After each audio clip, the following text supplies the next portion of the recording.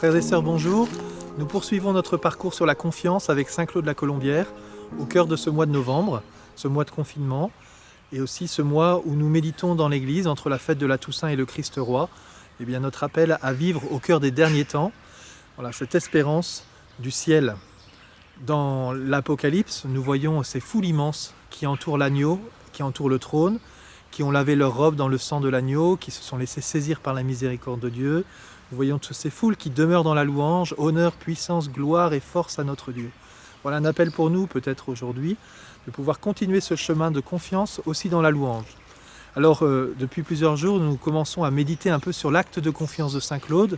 Nous avons vu ces premiers moments où il demande, où il fait l'acte de choisir, de se décharger sur Dieu de toutes ses inquiétudes. Et puis nous avons contemplé ces premiers aspects très concrets où il dit Seigneur, je me décharge de mes inquiétudes, notamment par rapport à mes biens et mon honneur, et par rapport à la maladie ou la santé. Voilà, je remets tout entre tes mains et je te fais confiance, quelle que soit l'issue. Et nous avons vu que pour Saint Claude, eh bien, l'issue, elle a pu être compliquée pour la santé.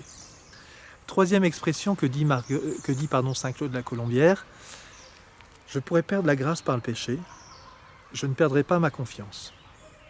Saint Claude reprend cet aspect-là de ce rapport grâce et péché. Et ça, c'est un point sur lequel nous aurons l'occasion de revenir et d'approfondir cela.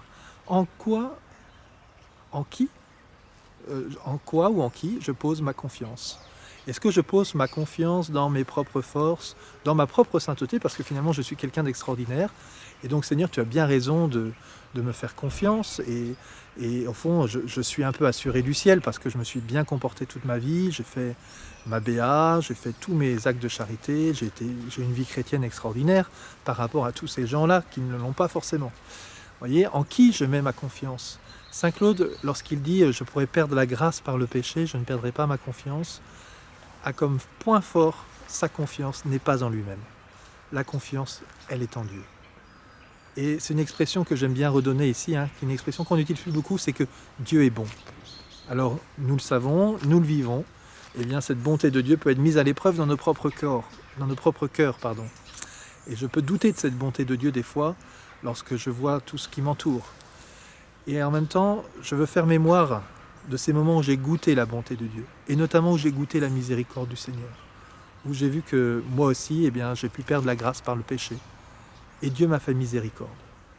Bien souvent dans ces lettres, et nous aurons l'occasion de les relire parce qu'elles sont très belles, Claude va pouvoir expérimenter cela, et exprimer cela à ses pénitents, à ces personnes qui l'accompagnent et qui doutent un moment que Dieu puisse encore leur faire miséricorde.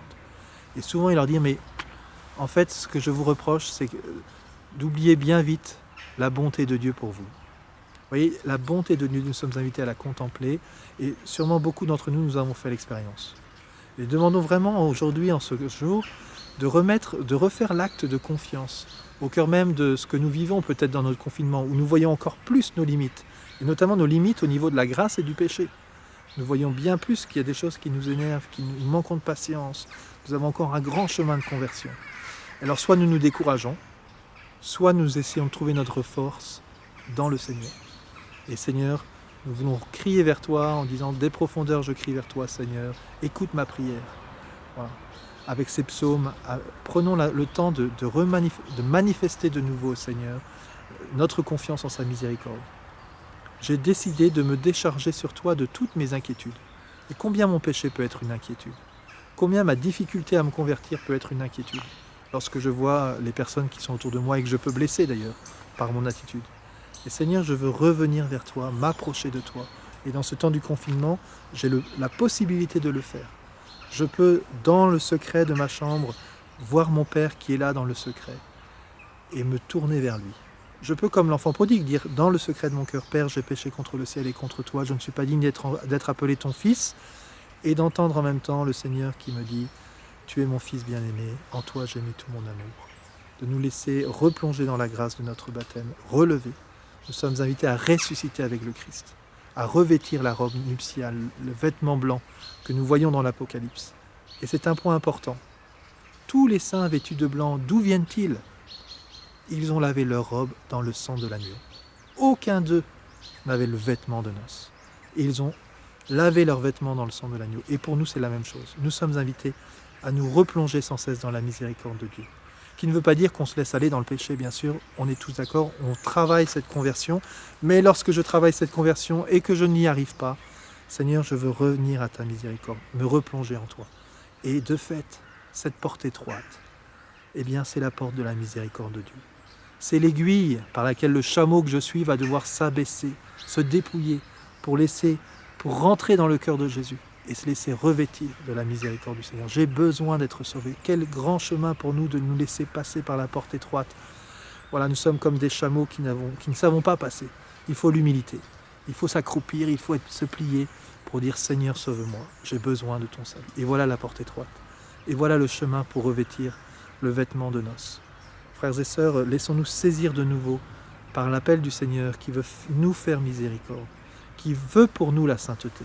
Et cette sainteté passera par ce chemin de la miséricorde, par le salut qu'il veut nous donner. Et ce salut s'exprime dans le fait de recevoir le pardon de Dieu, mais le salut s'exprime aussi en recevant la grâce de Dieu pour vivre ce chemin de la sainteté qu'ont vécu tous nos frères les saints autour de nous. Alors frères et sœurs, demeurons dans la confiance, persévérons.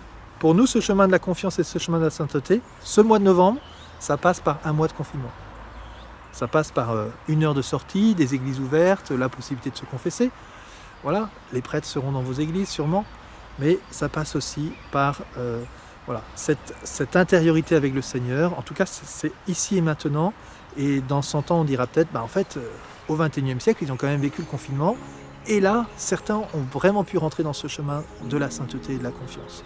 Et bien que les uns et les autres, on puisse s'encourager dans ce chemin-là, frères et sœurs. À bientôt.